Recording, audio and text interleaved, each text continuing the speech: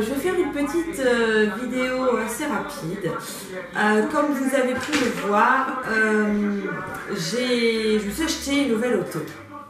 Voilà. Et c'est vrai que l'auto, c'est quelque chose de très important.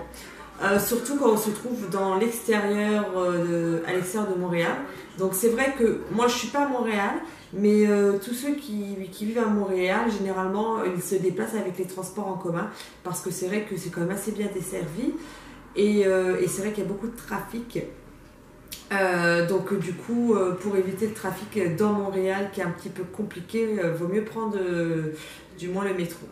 Donc moi, comme je me trouve à l'extérieur, donc une auto est assez importante parce que ici les espaces sont assez larges, comment dire, et en fait il y a pas mal de distance entre chaque ville, contrairement à la France par exemple où à 5 km enfin, on peut retrouver des villes, des villages, et que là bon il y a pas mal de distances. Donc selon où vous vous trouvez et où vous travaillez, une auto est indispensable. Moi, dans tous les cas où je me trouve, il y a quand même, une auto est quand même indispensable, même s'il y a des bus. Déjà pour le travail, ne serait-ce pour le travail, je pense que c'est moins compliqué. Et puis voilà. Donc si vous déménagez donc en province et que forcément vous allez arriver, vous allez rechercher une auto. Alors à savoir ici, c'est quand même très très compliqué. Je crois qu'il me semble que j'en avais déjà un petit peu parlé dans une vidéo. Ici, il n'y a pas de contrôle technique. Donc déjà, quand vous achetez une auto chez un particulier, vous n'avez pas aucune certitude que c'est un bon véhicule. Vous avez la possibilité de faire appel à un expert dans des garages qui viennent regarder le véhicule pour vous, etc. Mais bon, moi je ne l'ai pas fait, j'avoue, parce que je voulais économiser le peu d'argent que j'ai pu emmener avec moi. Et je me suis dit, si à chaque auto, il faut que je fasse faire une expertise, il faut voir si j'ai des réparations, combien... Enfin voilà, donc ça va me revenir aussi cher. Donc j'avoue que moi, ça a été le domaine, je pense, le plus compliqué pour moi. Surtout que j'y connais rien.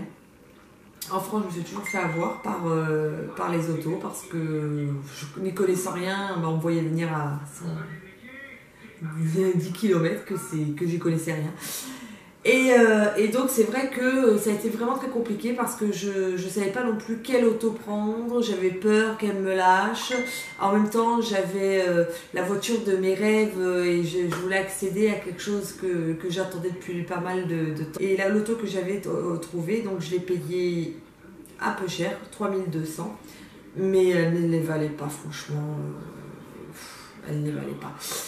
Donc avec 180 000 km, mais voilà quoi, sans contrôle technique, on ne sait pas trop s'il y a vraiment des réparations, à part le propriétaire qui me dit non, non, ça va, on a changé ça, on a changé ça, bon, ok, bon, moi j'y connais rien, ok. Hein. Quand il y a des hommes, généralement ils s'y connaissent assez un minimum, les femmes généralement pas beaucoup. Celles qui sont monoparentales, comme moi, ça va être compliqué aussi. Donc je vous comprends tout à fait, je voulais vous parler un peu de mon expérience justement par rapport à la recherche d'auto. Donc j'ai pris une auto dans les premiers temps, parce que dans les débuts, si on n'a pas beaucoup de moyens, on prend un petit truc qui coûte pas trop cher. À moins que si vous arrivez à économiser bien et que vous puissiez vous acheter un meilleur véhicule, bien évidemment, 5 000 ou 8 000, voilà, tant mieux. C'est même mieux que s'acheter un petit véhicule, voilà. Donc en attendant, on fait comme on peut. Donc j'ai acheté la petite auto qui m'a duré jusque là. Et c'est vrai que dernièrement j'avais pas mal de petits soucis, elle me faisait des petits bruits bizarres, enfin bon, donc j'étais un peu inquiète quand même parce que je me suis dit je ne sais pas comment je vais finir l'année, il y a l'hiver qui arrive, je ne connais pas l'hiver et ça me faisait assez peur, surtout que quand on a un enfant, la sécurité, tout ça, je n'aime pas, honnêtement c'est les airbags qui marchaient. Donc voilà. Donc c'est assez compliqué. Donc en fait quand vous achetez une auto, généralement vous allez avec le propriétaire, vous allez à comment ils appellent, la SAC, SAQ, c'est pour faire le changement de carte grise, donc d'immatriculation comme ils appellent ici. Donc vous avez des frais, vous payez des frais, donc vous payez généralement des frais, c'est selon en fait le cylindre du véhicule. Donc ça peut vraiment, vous pouvez très bien avoir une voiture neuve et payer beaucoup plus, enfin beaucoup moins qu'une voiture d'occasion, enfin c'est vraiment par rapport au cylindre. Et pareil, vous payez la carte, en fait la plaque d'immatriculation, parce que ça, comme vous avez peut-être dû en entendre parler, le permis et la plaque d'immatriculation se changent tous les ans. se change, se paye tous les ans, et renouvelable tous les ans, il faut le payer. Donc le permis, je ne l'ai pas payé, si je l'ai payé sur le coup, mais je ne l'ai pas payé l'année complète, mais je crois que c'est aux alentours de 90 $. Et ça démarre à partir de votre date de naissance, votre fête d'anniversaire. Donc moi, en janvier, je vais repartir sur un an. Donc je devrais payer mon permis. Pour la plaque d'immatriculation, ça c'est par rapport à votre nom. Voilà, selon votre nom, moi par exemple c'était en fin septembre que je devais payer la plaque d'immatriculation. Donc juste pour vous dire que là je devais payer 186 $ pour ma plaque d'immatriculation pour un an. Pour une voiture de 2008, j'avais une Mazda 5. Voilà, pas en super état, etc. Là, avec l'auto que j'ai, la voiture neuve, la Honda, je paye 190 $. Bon, après, comme je vous ai dit, c'est le cylindre. Donc moi, c'est un 4 cylindres, donc du coup... mais bon, c'est juste pour vous dire, j'ai une voiture neuve, et je paye quasiment le même prix pour la plaque d'immatriculation, quoi. C'est fou. Alors que moi, au début, je m'attendais à payer extrêmement cher, mais non, pas du tout. Donc, c'est vrai qu'on est un petit peu perdu quand on ne s'y connaît pas. Et donc pour le coup, en voyant mon véhicule qui me faisait un petit peu des siennes, un essuie-glace qui est parti un jour sur l'autoroute, le véhicule s'arrêtait un jour sur l'autoroute comme ça, panique à bord, je me suis dit, en plus si ça tombe en panne votre véhicule, vous faites quand aller travailler, quoi, parce qu'ici vous ne pouvez pas mettre des jours de congé sur vos absences, etc. Non, vous perdez de l'argent, parce que ici c'est vraiment payé à la minute près, quoi. Je veux dire, vous poinçonnez votre carte quand vous arrivez le matin, quand vous partez, et c'est vraiment à une minute près. Donc vous êtes en retard, machin, c'est de l'argent en moins. Donc vraiment un petit peu paniqué. Donc c'est vrai que je voulais absolument en plus un véhicule neuf rapidement. Donc j'ai pas mal réfléchi quand même. Après c'était mon rêve et je voulais vraiment aussi le véhicule de mes rêves. Donc après j'ai été voir plusieurs concessionnaires. Donc comme vous savez, pour acheter un véhicule, pour louer un appartement, pour acheter un appartement, une maison, etc., il faut faire un historique de crédit. On en a déjà parlé un petit peu de cet historique de crédit, ce qui est compliqué au début on arrive parce qu'on n'en a pas. Donc pour faire des crédits c'est très très très compliqué, c'est même quasiment impossible. Il leur faut des garanties, ce qui n'est pas non plus tout le temps évident parce que vous n'avez pas forcément quelqu'un qui peut se porter cautionnaire, ni en ami, ni en famille, voilà. Moi en l'occurrence j'ai les personnes ici. Donc c'est vrai que ça complique un peu la chose. Mais je montrais comme quoi c'est possible parce que ça m'est arrivé. En 3 mois j'ai déjà un véhicule neuf alors que je pensais que peut-être il faudrait que j'attende des mois et j'en ai déjà un. Donc c'est vraiment possible de négocier.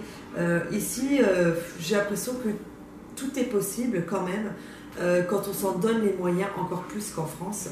En l'occurrence, voilà, j'ai réussi, j'ai persévéré, je me suis dit, Toyota me refusait parce que j'avais pas d'historique de crédit. À la base, au début, je voulais le RAV4 et le crédit passait pas parce que justement pas d'historique. Il me demandait 5500 d'apport que je n'ai pas parce que moi, ce qui me posait problème en fait sur le moment, c'est que je pouvais pas verser un gros apport parce que je n'ai pas l'argent. Pour moi, c'était plus facile pour moi de payer au mois que de donner une grosse somme d'argent.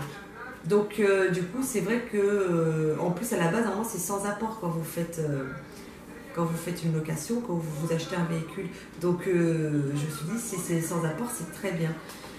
Mais comme j'ai pas d'historique, ils voulaient un apport, donc Toyota c'était 5500. Sinon ils me proposaient une Corolla et il fallait avancer 3000 $. Donc moi le Corolla, après chacun ses goûts. C'est pas que c'est parce que c'est le Corolla, c'est la voiture en elle-même. J'aime pas ces voitures-là, j'ai jamais eu ça. Moi, c'était. Voilà, j'aime pas. Mais bon, après, je me suis dit, après tout, peut-être que si j'ai pas le choix, même s'ils reprennent mon véhicule, je vais essayer de voir. Tant pis, je prendrai le Corolla. C'est mieux que d'avoir ma Mazda 5 qui va roule pas très bien. Mais j'ai dit, je vais aller voir d'autres concessionnaires. J'aurais pu payer chez Toyota pour le RAV4. Et encore même moins parce qu'avec la voiture juste de base, parce que j'ai pas pris plein d'options, parce que financièrement je pouvais pas payer trop par mois non plus. Donc j'ai quand même un bon véhicule. À savoir ici aussi, c'est bien précisé, beaucoup de gens achètent en location. Donc qui dit location dit leasing. C'est une location, voilà, sur plusieurs années. À vous de choisir et vous payez par mois comme une location normale d'une auto. Donc c'est vrai que moi, je ne savais pas, j'hésitais aussi entre un achat ou une location. Alors ça c'est vraiment à voir ce que vous préférez. Moi j'ai fait le leasing. Je vais vous expliquer tout simplement pourquoi. Voilà, moi je suis toute seule et j'y connais rien en véhicule. Et c'est bien d'avoir... donc c'est vrai que quand on fait un achat après, bah, le véhicule au bout de 5 ans ou 7 ans, bah, il est à nous, certes. Mais au bout de 7 ans, 5 ans, 7 ans, le véhicule commence à avoir des choses à changer, enfin voilà, l'usure et tout. Donc il faut les changer. Donc oui, c'est des frais. Moi, j'y connais rien. Et demain, elle va me tomber en panne. Enfin, voilà, je vais aller dans un garage. En plus, je vais certainement me faire avoir. Il va me faire faire plein d'autres choses alors qu'en fait, c'était juste une babiole. Donc, voilà. Donc, je me suis dit, tout ça, ça va être compliqué. Et en fait, moi, j'ai pas envie de me prendre la tête. Et puis, c'est vrai qu'à l'achat, c'est un peu plus cher aussi. Donc, c'est vrai que le leasing, j'ai trouvé ça très, très intéressant dans le sens où, déjà, ils vous font comme des tarifs et puis ça vous donne l'opportunité, donc c'est vraiment un choix personnel, hein, c'est vous qui voyez comment vous préférez, mais en fait tous les 3, 5 ans, 4 ans je peux changer de véhicule. Alors certes je dois payer tous les mois, mais j'aurai un véhicule neuf tout le temps, ce qui veut dire que ouais, un véhicule neuf et pas de souci, enfin normalement, à part des choses, voilà, l'huile etc, enfin, mais vraiment normalement aucun souci, donc sécurité, pas prise de tête. Alors moi j'ai vraiment préféré ça parce que je me suis dit bah dans 3 ans peut-être je verrai si je veux un autre véhicule, bah, je reprendrai un véhicule neuf et je roulerai toujours en véhicule neuf. Parce qu'en France j'aurais eu, je crois que j'aurais même pas pu savoir un véhicule comme ça, je pense que c'est impossible. Le seul véhicule que j'ai eu depuis que j'ai mon permis à 18 ans, c'était une 307 que j'ai payé je crois 9 000 €. Donc voilà, parce que je pouvais pas mettre plus et parce que le crédit, bah, tout de suite je payais cher. Donc voilà, donc comme quoi c'est possible. J'ai pas fait crédit à la banque parce que c'est vrai que les taux d'intérêt sont plus élevés, donc tout s'est passé directement au concessionnaire. Les taxes que normalement on est censé payer à la SAC, c'est lui qui a géré. Mais si vous n'avez pas d'apport, si vous êtes comme moi, et ben c'est possible quand même. Persévérez, faites plusieurs concessionnaires et à vous de voir ce que vous préférez. Donc voilà, voilà. Bon bah sur ce, la petite vidéo se termine. J'espère que j'ai pu un petit peu vous renseigner un petit peu sur l'achat d'une auto parce que c'est quand même très très très important, surtout quand on arrive et tout, c'est absolument indispensable une auto selon où vous vous trouvez. Donc voilà.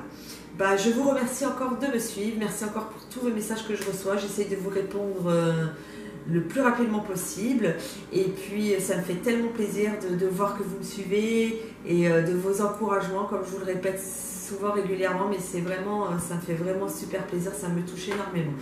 Donc voilà, continuez à vous abonner à ma chaîne si vous voulez suivre mes vidéos et puis n'oubliez pas le petit pouce si la vidéo vous a intéressé. Je vous fais plein de bisous et je vous dis à bientôt pour une prochaine vidéo aventure. Yeah! Bye bye!